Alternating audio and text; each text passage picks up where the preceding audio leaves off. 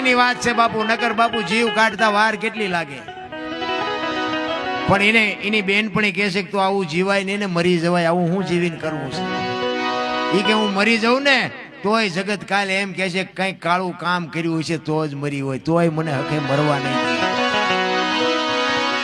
પછી એની બેનપણીને કહે છે કે હું જીવું છું ને એ મારા એક બે સંતાન છે ને, બે ફૂલડા છે ને, એ ફૂલડા હાટું જીવી રહીશું. કે મારા જે ભૂકા લુખા જે બટકાના રોટલા હોય ને હું ભૂખી રહીને મારા સંતાનને આપીને મારા સંતાનને મોટા કરું છું. મારા સંતાન મને ગળે વળી ગયા છે ને એટલે હું જીવું છું.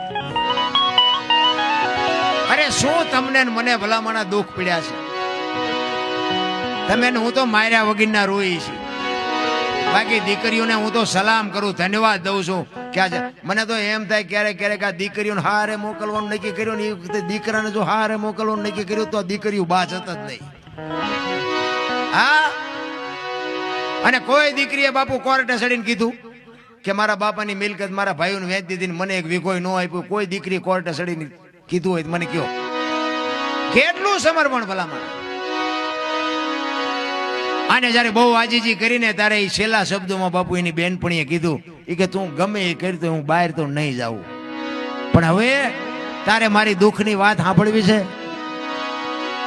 એ કે હું વહેલી મોડી મારી ઉંમર જવાની નહીં હોય એની પહેલા મારે મરવું પડશે, એ વાત પાકી છે. પણ હું મરું ને પછી આવજો.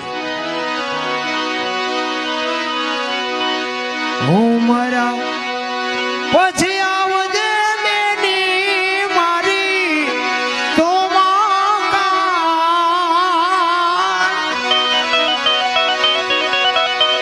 મહાણે મારી રાખ રોતી છે કે મયાવું રે.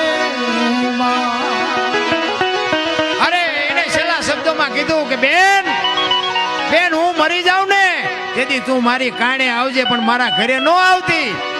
તો કે તો એ કે શમશાને જાજે ને મારી રાખનો ઢગલો હોય ને અહીંયા કાંડ માંડીએ મારી રાખ રોતી હશે. વિચાર તો કરો બાપુ, દીકરી માથે કેવડા વાદળ છે. હું તો એમ કહું છું કે આપણી દીકરી બીજાના અહીંયા ને બીજાની દીકરી આપણે અહીંયા હાસવજો.